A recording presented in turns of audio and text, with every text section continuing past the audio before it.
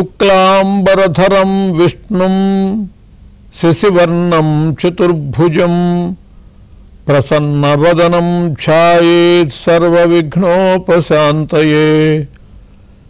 ఆపదామపహర్తారం దాతారం సర్వసంపదాం లోకాభిరామం శ్రీరామం భూయో భూయో నమామ్యహం.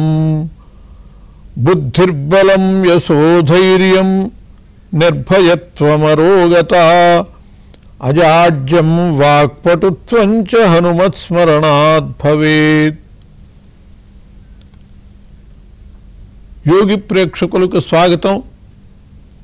మనం ధర్మపథంలో ఉన్నాం. ధర్మపథంలో ఈ ఆర్షధర్మానికి కారకులైనటువంటి మహర్షులు చెప్పిన ధర్మాల్ని తెలుసుకుంటున్నాం. అందులో కణ్వ మహర్షి చెప్పినటువంటి ధర్మాలు. ఆయన ప్రాతకాలంలో శుభనామ స్మరణ చేయాలి అని చెప్పాడు.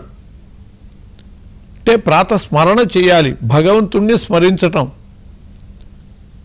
హరినామ స్మరణ, నిద్రలేస్తూనే హరిస్మరణ చేయాలి. అట్లాగే పెద్దలైనటువంటి పూజ్యులైనటువంటి ధర్మాత్ములైనటువంటి వాళ్ళ యొక్క పరమ భాగవతోత్తముల యొక్క చిరంజీవుల యొక్క స్మరణ చేయటం వల్ల మనకి శ్రేయస్సు చేకూరుతుంది అని చెప్పి నిద్ర లేవగానే మనం ఆచరించవలసిన కృత్యాలలో శుభనామ స్మరణ చేయటం అనేటటువంటిది పుణ్యప్రాప్తికి హేతువుగా చెప్పాడు. అట్లాగే దోషాలకి పాపాలకి శాంతి చేసుకోవటం అనేటటువంటి విధి కూడా ఆయన తెలియజేయటం జరిగింది. పతివ్రతలు, భాగవతోత్తములు, పుణ్య నది, పర్వతాలు, వీటిని స్మరించడం కర్తవ్యంగా ఆయన చెప్పారు. పుణ్యశ్లోకో నలో రాజా, పుణ్యశ్లోకో యుధిష్ఠిర, పుణ్యశ్లోకో విదేహశ్చ, పుణ్యశ్లోకో జనార్దన అని చెప్పి మనం పుణ్యశ్లోకులందరినీ కూడా చెప్పుకుంటాం. అలాగే ప్రహ్లాద, నారద, పరాశర, పుండరీక, వ్యాసాంబరీష, శుక, శౌనక, భీష్మదాల్భ్యాహ అని చెప్పి పరమ భాగవతోత్తములను చెప్పుకుంటాం. ఇలా చెప్పుకోవటం అనేటటువంటిది కర్తవ్యంగా కణ్వ మహర్షి మనకి తెలియజేశారు. ఆయన వేదాధ్యయనము యొక్క ఆవశ్యకతని తెలియజేయటం జరిగింది. ఎందుకు వేదాధ్యయనం చేయాలి అని అంటే, వేదాధ్యయనం వల్ల ఈనాటి దాకా వేదం నిలబడి ఉన్నది. వేదాన్ని శృతి అన్నారు. శృతి అంటే వినబడేది. చెవి నుంచి చెవికి ఆ వేదం చెప్పబడుతూ ఉన్నది. కాబట్టి ఇప్పటికీ ఏమాత్రం స్వరము కూడా మారకండగా వచ్చింది. వేదము, సనాతనమైనటువంటి వేదము వేల సంవత్సరాలు, లక్షల సంవత్సరాలు, కోట్ల సంవత్సరాల నాడు ఏ విధంగా ఉచ్చరింపబడ్డదో ఈనాటికి కూడా అలాగే ఉచ్చరింపబడుతూ ఉన్నది. ఎందువల్లంటే శృతి ద్వారా ఆ స్వరం అట్లా రక్షింపబడుతూ ఉన్నది. ఏవం వేద ఆయతనవాన్ భవతి అని ఆనాడు అన్నదే ఈనాడు అంటున్నాడు, తర్వాత కాలం కూడా అంటారు. ఇదే స్వరం, మార్పు లేకుండా. కాబట్టి వేదాధ్యయనం అనేటటువంటిది వేదాన్ని నిలపటానికి మనం ఒక్కొక్క మాట లోకంలో పుడుతూ ఉంటుంది. ఎవరో అంటాడు, వాడికి ప్రాణాల ప్రమాదం ఉన్నది అని ఒకడు అన్నాడు అనుకోండి. ఇంకోటి దగ్గరికి వెళ్ళేటప్పటికీ వాడి ప్రాణాలు తీస్తానన్నాడు వాడు అనేదానికా వెడుతుంది. ఇంకా కొంత దూరం వెళ్ళేటప్పటికి వాడి ప్రాణాలు తీస్తున్నాడు, చంపేస్తున్నట్ట వాడిని అనేదాకా వెళ్ళిపోతుంది. అట్లా ఒక మాట కొంత దూరం వెళ్ళేటప్పటికీ మారిపోతూ ఉంటుంది. కానీ వేదము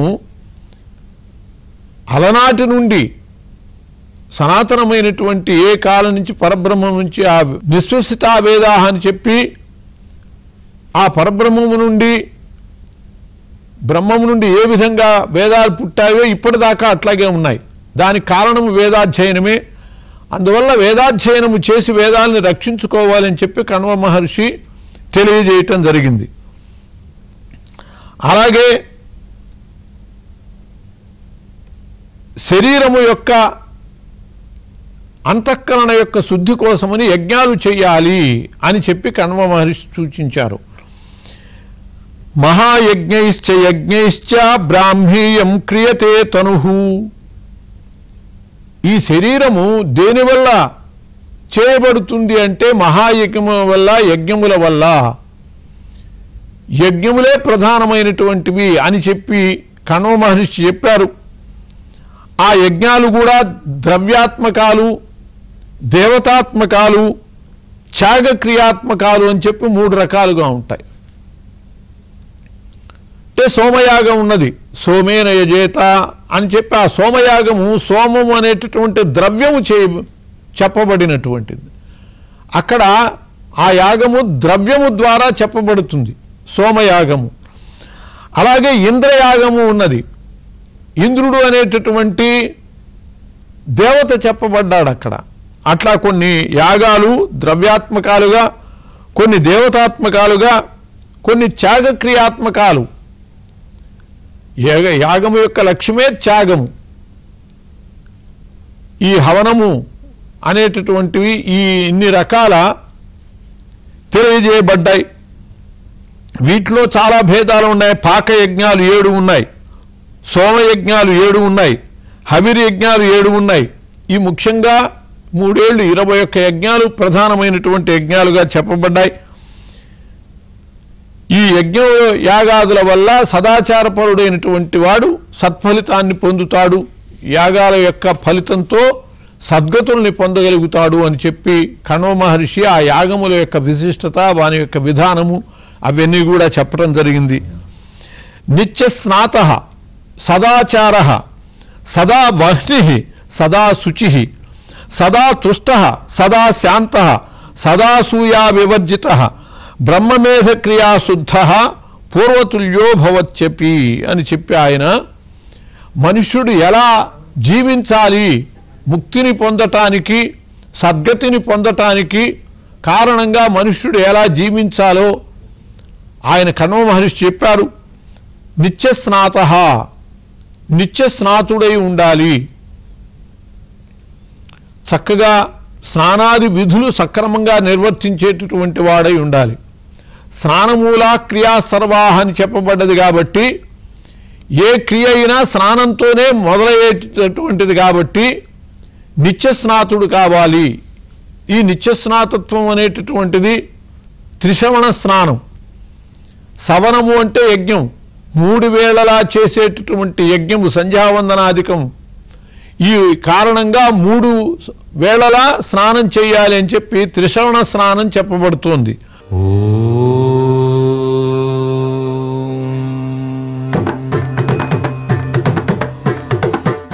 అలా నిత్యస్నాత సదాచార, సదాచార తత్పరుడై ఉండాలి. ఆచారహీనం నపునంతి వేదాహ, ఆచారము లేనటువంటి వాడిని వేదాలు కూడా ఉద్ధరించవు అని అన్నారు. కాబట్టి సదాచారము చాలా ముఖ్యం. బాగా సంపద గలవాడు, బాగా చదువుకున్నటువంటి వాడు, సదాచారపరుడు, వీళ్ళ ముగ్గురు ఉంటే వీళ్ళలో ఎవరిని ముందు పూజించాలి అని అంటే సదాచారపరుణ్ణి ముందు పూజించమని శాస్త్రం చెబుతోంది. అంతేగాని బాగా డబ్బున్నటువంటి వాడనో, పలుకుబడి ఉన్నటువంటి వాడనో వాళ్ళని పూజించమంటల్లా. బాగా చదువుకోవటం కూడా ముఖ్యం కాదు, బాగా చదువుకున్నటువంటి వాడై ఉండొచ్చు, కానీ సదాచారం లేకుండా దురాచారపరుడైతే, బాగా చదువుకున్నటువంటి వాళ్ళు కూడా చెడు పనులు చేస్తున్నటువంటి వాళ్ళు ఉన్నారు. యథార్థం చెప్పాలి అంటే ఇవాళ అన్యాయాలు చేసేవాళ్ళు, అక్రమాలు చేసేవాళ్ళు చదువుకోని వాళ్ళు కాదు. అక్షరముఖరాని పల్లెటూరు వాళ్ళు మోసం చేయటం లేదు, బ్యాంకుల్ని దోచేసేయటం లేదు. ఎంత బాగా చదువుకుంటే అంత బాగా లోకాల్ని ముంచేస్తున్నారు, లోకాల్ని మోసం చేస్తున్నారు. అందువల్ల సదాచార, సదాచారపరుడే ఉండాలి.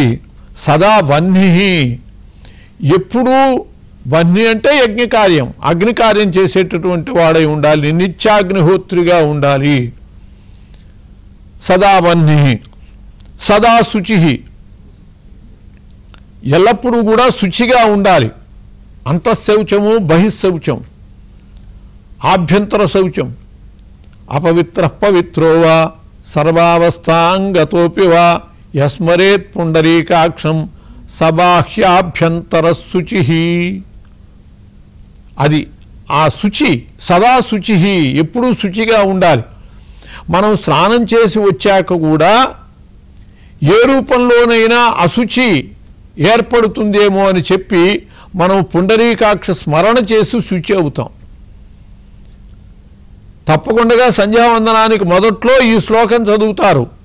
అపవిత్ర పవిత్రోవా, అతడు పవిత్రుడుగా ఉన్నా అపవిత్రుడుగా ఉన్నా, సర్వావస్థాంగతోపివా, ఏ అవస్థలో ఉన్నా కూడా యస్మరేత్ పుండరీకాక్షం, పుండరీకాక్షుణ్ణి స్మరించేటట్టయితే ఎప్పుడూ అతడు శుచే అని చెప్పి. కాబట్టి అటువంటి పుండరీకాక్ష స్మరణ ద్వారా సదా శుచిః, సదా నిత్యస్నాతః, సదాచారః, సదా వహ్నిః, సదా శుచిః, సదా తుష్టః, సదా శాంతః. సదా తుష్టః, ఎప్పుడూ కూడా సంతుష్టి కలిగి ఉండాలి. అసంతుష్టా ద్విజా నష్టా అన్నారు. సంతుష్టి లేకపోతే, సంతృప్తి లేకపోతే ద్విజులు నష్టపోతారట. కాబట్టి సంతుష్టి ఉండాలి తప్పకుండా. యక్ష ప్రశ్నలలో యక్షుడు అడుగుతాడు ధర్మరాజుని, ఓ ధర్మజ, అత్యంతము ఆశ్చర్యకరమైనటువంటి విషయం ఏమిటి అని అంటే, అప్పుడు ధర్మరాజు చెప్తాడు, రేపు బ్రతుకుంటామో లేదో అనేటటువంటి సందేహగ్రస్తమైన పరిస్థితిలో ఉండి కూడా క్షణభంగురమైన దేహాన్ని వహిస్తూ కూడా కొన్ని వేల ఏళ్ల బ్రతికేవాడిలాగా సంపాదన సంపాదిస్తూ ఉంటాడు. ఇంతకు మించిన ఆశ్చర్యం ఏమున్నది అంటాడు ధర్మరాజు. ఒక్కొక్క మనిషి ఇక్కడ బ్యాంకుల్లో పెట్టి, స్విస్ బ్యాంకుల్లో పెట్టి, ఎక్కడెక్కడో దేశాల్లో విదేశాల్లో నల్లడబ్బు తెల్లడబ్బు ఇన్ని రకాల కూడబెట్టి ఎంత తింటాడు? తను తింటానికి కాదు, తన బిడ్డలు తింటానికి కాదు, మనవాళ్ళు తింటానికి కాదు, అయినా ఇంకా మిగిలేటటువంటి సంపాదన ఉన్నదే. దాన్ని గురించి కర్ణుడు చెప్పాడు, అది కాదు కావలసింది, సదా తుష్టః, ఎప్పుడు కూడా లభ్యమైనటువంటి దానితో సంతృప్తి పడేటటువంటి పరిస్థితి ఉండాలి. సదా శాంతః, ఎప్పుడు కూడా శాంత స్వభావుడై ఉండాలి. సదా అసూయా వివర్జితః, ముఖ్యంగా అసూయా వివర్జితుడై ఉండాలి. ఇతరుల యందు అసూయ భావం లేకుండా ఉండాలి. ఉత్తమ లక్షణాలలో ఈ అసూయాభావం లేకుండా ఉండటం అనేది కూడా చెప్పబడ్డది. ఇటువంటి నియమాలతో ఉండాలి అని చెప్పి అతడు సద్గతిని పొందుతాడు అని చెప్పి కణవ మహర్షి చెప్పాడు. నిత్యస్నాత సదాచార, సదా వహ్ని, సదా శుచి, సదా తుష్ట, సదా శాంత, సదా సూయా వివర్జిత అని చెప్పి, అట్లాగే బ్రహ్మార్పణ ధియా సర్వం కర్మ తత్క్రియతే పరం, ఏ క్రియ అయితే బ్రహ్మార్పణ బుద్ధితో చేయబడుతుందో అది ఉత్తమమైనటువంటిదిగా ఉంటుంది అని చెప్పాడు. ఆరంభకాలే సంకల్పే పరమేశ్వర తుష్టయే కరిష్యామీతి సంకల్ప్య తత్తత్కర్మ యథావిధి సమనుష్ఠాయ తత్పశ్చాత్ తత్తత్ కర్మాంతయేవహి ప్రీణాతు భగవాన్ దేవః పరమాత్మా సదా హరిః అనేన కర్మణా చేతి త్యాగం కుర్యాజ్జలేన వై అని చెప్పి కర్మ ఆరంభము కర్మాంతము ఎలా ఉండాలి అనేది చక్కగా కణవ మహర్షి తెలియజేయటం జరిగింది. మనము అలా ఆచరిస్తూనే ఉన్నాం. దానికి కారణం కణవ మహర్షి. ఆరంభకాలే సంకల్పే పరమేశ్వర తుష్టయే, ఏదైనా ఒక కార్యాన్ని ఆరంభించేటప్పుడు పరమేశ్వర తుష్టయే అని చెప్పి సంకల్పించాలి. మనము శ్రీ పరమేశ్వరముద్దిశ్య శ్రీ పరమేశ్వర ప్రీత్యర్థం అని చెప్పి సంకల్పం చేస్తాం. దానికి కారణం కర్ణుడు చెప్పినటువంటి ఆరంభకాలే పరమేశ్వర తుష్టయే, శ్రీ పరమేశ్వర ప్రీత్యర్థం అంటామే, అదే పరమేశ్వర తృష్టి. కాబట్టి ఏది తలపెట్టినా కూడా శ్రీ పరమేశ్వర ప్రీత్యర్థం అని చెప్పి ఆరంభించాలి. కరిష్యామీతి సంకల్ప్య, అలా కరిష్యామి శ్రీ పరమేశ్వర శ్రీ పరమేశ్వర ప్రీత్యర్థం కార్యం కరిష్యే, ఫలాని కార్యాన్ని ఫలాని వ్రతాన్ని ఫలాని పూజని కరిష్యే అని చెప్పి సంకల్పం చేయాలి. తత్తత్ కర్మ యథావిధి సమనుష్ఠాయ తత్పశ్చాత్ తత్తత్ కర్మాంత ఏవచ, అలాగే సంకల్పించినటువంటి రీతిగానే కర్మనంతా ఆచరించాలి. కరిష్యామీతి సంకల్ప్య, ఇలా చేస్తున్నాను అని చెప్పి సంకల్పం చేసి యథావిధిగా ఆ కర్మ ఏదైతే సంకల్పించాడో ఆ కర్మని సమనుష్ఠాయ, అనుష్ఠించి ఆ కర్మని పూర్తి చేసి తత్పశ్చాత్, అలా చేసినటువంటి సంకల్పం కర్మని పూర్తి చేసుకున్నాక తత్తత్ కర్మాంత ఏవహి, ఆయా కర్మలు వ్రతాలు కానివ్వండి పూజలు కానివ్వండి ఏవైనా పూర్తి చేశాక, పూర్తయ్యే ముందేమో ఏదైనా మొదలుపెట్టే ముందేమో శ్రీ పరమేశ్వరం ఉద్దేశ్య శ్రీ పరమేశ్వర ప్రీత్యర్థం అని చెప్పి కరిష్యే అని మొదలు పెట్టాలి. అది పూర్తయిపోయాక ప్రీణాతు భగవాన్ దేవ పరమాత్మ సదా హరి అనేన కర్మణా చేతిత్యాగం కుర్యాజ్జలేన వై, కార్యక్రమం అయిపోయాక అనేన కర్మణ భగవాన్ దేవ పరమాత్మ హరి సదా ప్రీణాతు అని చెప్పి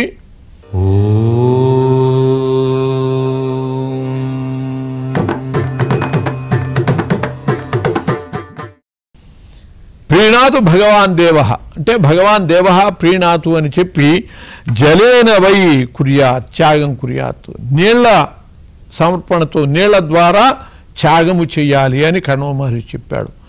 అందువల్లనే మనం ఏ తత్ఫలం శ్రీ పరమేశ్వర అర్పణమస్తు అని చెప్పి నీళ్లు వదిలిపెడతాం. అనేన కర్మణ భగవాన్ దేవ పరమాత్మ హరి సదా ప్రీణాతు అని చెప్పి నీళ్లు వదిలిపెడతాం. అట్లా జలపూర్వకంగా మనము ఆ సంకల్పం కానీ కరిష్యే అన్నప్పుడల్లా నీళ్లు తాకండి అంటారు. ఆ చెప్పే సరిగ్గా చెప్పకపోతే నీళ్లు తాగండి అన్నారు, తాగినా తాగుతారు. నీళ్లు తాకండి అని కరిష్యే అన్నప్పుడు తప్పకుండా జలస్పర్శ చెయ్యాలి. అదే ఈయన చెప్పింది కుర్యా జలేన వై, జలముతోనే సంకల్పం చెయ్యాలి, జలముతోనే కార్య పరిసమాప్తి చెయ్యాలి. జలమునకు అటువంటి ప్రాధాన్యం ఉన్నది. అందువల్ల కరిష్యే అనగానే తప్పకుండా నీళ్లు తాకాలి. చెప్పేటటువంటి చేయించేటటువంటి వాళ్ళు కూడా పూజాం కరిష్యే చెంబు తాకండి అంటారు. ఊరికే చెంబు మీద అలా చేపెడతారు. చెంబు మీద చేపెడితే నీళ్ళు ఎక్కడ తాకుతాయి? కాబట్టి మనం చేసేటటువంటి పనిలో చాలా పొరపాట్లు చేస్తున్నాం. చేయించే వాళ్ళు కూడా పొరపాటు చేస్తున్నారు. వాళ్ళకి మరి అది తెలిసి చెప్పటమో లేకపోతే అజ్ఞానంతో చెప్పటమో తెలియదు. చెంబు తాకండి అంటారు. ఊరికేం చెంబు తాగటం కాదు కావాల్సింది. కరిష్యే అన్నప్పుడు తప్పకుండా నీళ్లు తాకాలి. చెంబులో ఉన్నటువంటి నీళ్ళన్నా తాకాలి, లేకపోతే ఉద్ధరణతో చేతిలో వేసుకుని నీళ్లు వదిలిపెట్టాలి. అలా జలస్పర్శ ముఖ్యం కరిష్యే అన్నప్పుడు. ఆ విధంగా ఏ కార్యము తలపెట్టినా కూడా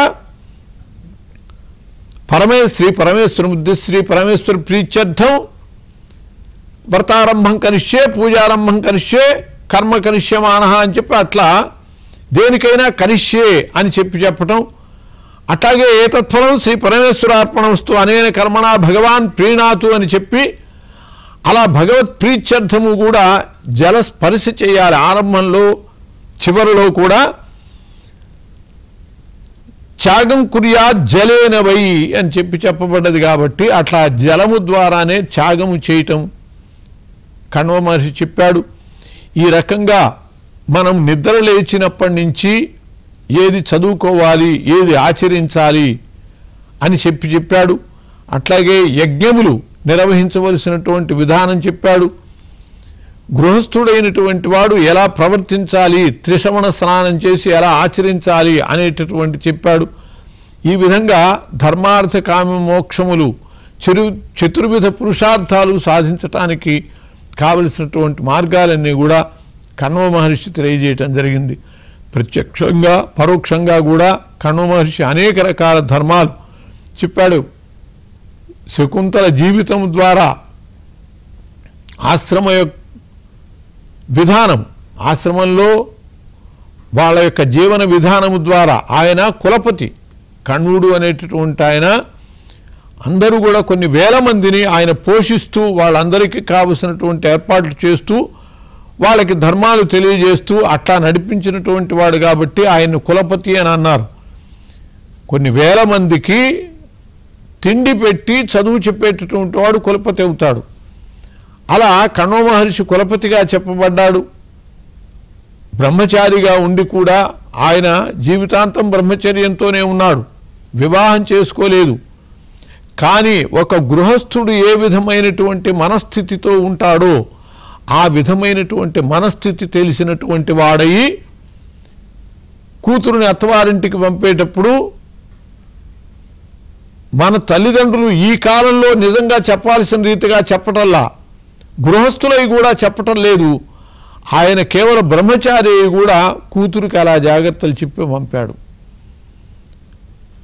అలాగే భార్య అంటే ఏమిటో లక్షణము శకుంతల సభలో చెప్పగలిగింది అంటే అటువంటి రీతిగా సంస్కారం ఇచ్చాడు కణ్వ మహర్షి.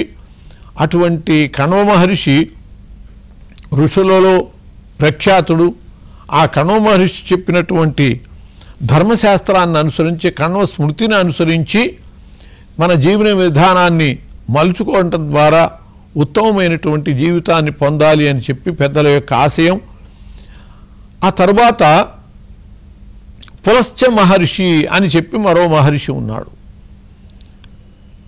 ఈ పులశ్చ మహర్షి రావణునకు తాత అవుతాడు.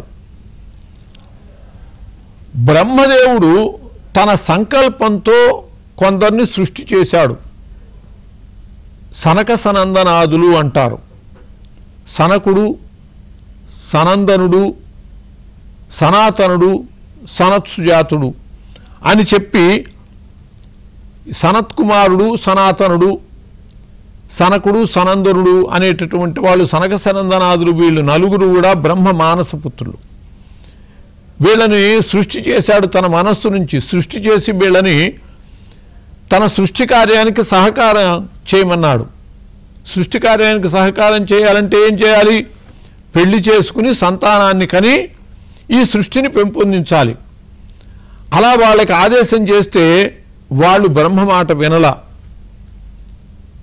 మేము పెళ్ళిళ్ళు చేసుకుని సంతానాన్ని కంటూ కూర్చోము, మేము కేవలం ముక్తి మార్గంలోనే పోతాము, మాకు ముక్తే కావాలి, పరమాత్మ ధ్యానంతో మేము ముక్తినే కాంక్షిస్తాము అని చెప్పి వాళ్ళు బ్రహ్మదేవుడితో చెప్పి చేశారు. మేము పెళ్లి చేసుకోము, సృష్టి కార్యానికి సహకరింపము అని.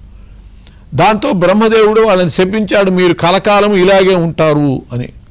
అందువల్ల సనక సనందనాదులు వీళ్ళు ఎప్పుడూ కూడా ఇంత చిన్నగా ఉండి పిల్లల్లాగానే ఉంటారు.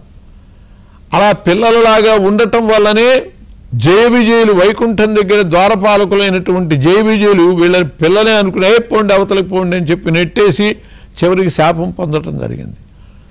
అలా పులశ్చ మహర్షి ఈ సనక సనందనాదుల సృష్టి అయ్యాక బ్రహ్మదేవుడు ఇంకా చాలా విధాల సృష్టి చేశాడు. ఆ సృష్టి క్రమంలో వామపార్శ్వం నుండి స్వయంభూ మనువుని శతరూపుని సృష్టి చేశాడు. వాళ్ళ ద్వారా క్షత్రియ వంశం అంతా వచ్చింది. అలాగే నుదుటి నుండి 11 ఏకాదశ రుద్రుల్ని 11 మందిని సృష్టి చేశాడు. వారు క్రోధం వహించారు. నేత్రాల నుండి అత్రి మహర్షిని క్రతువుని సృష్టి చేశాడు. ముక్కు నుండి అరుణి సృష్టి చేశాడు. ముఖం నుండి అంగిరసుని సృష్టి చేశాడు. వామ పార్శ్వము నుంచి దక్షుణ్ణి, దక్షిణ పార్శ్వము నుంచి భృగువుని సృష్టి చేశాడు. కంఠము నుండి నారదుణ్ణి సృష్టి చేశాడు. కర్ణముల నుండి పులశ్చుణ్ణి, పులహుణ్ణి సృష్టి చేశాడు. ఈ విధంగా బ్రహ్మదేవుని యొక్క కుడి చెవి నుండి పుట్టినటువంటి వాడు పులశ్చుడు. అటువంటి పులశ్చ మహర్షిని గురించి మనం తెలుసుకుంటాం. బ్రహ్మ యొక్క పుత్రుడు, బ్రహ్మ యొక్క కుడి చెవి నుంచి పుట్టినటువంటి పులశ్చ మహర్షి ఆయన కూడా అనేక రకాల ధర్మాలు లోకానికి తెలియజేశాడు. అటువంటి పులస్త్య మహర్షి యొక్క విశిష్టత తెలుసుకోవటం కోసమని మనం శాస్త్రాల్లో ఆయనకు సంబంధించిన విషయాలు తెలుసుకుందాం. స్వస్తి.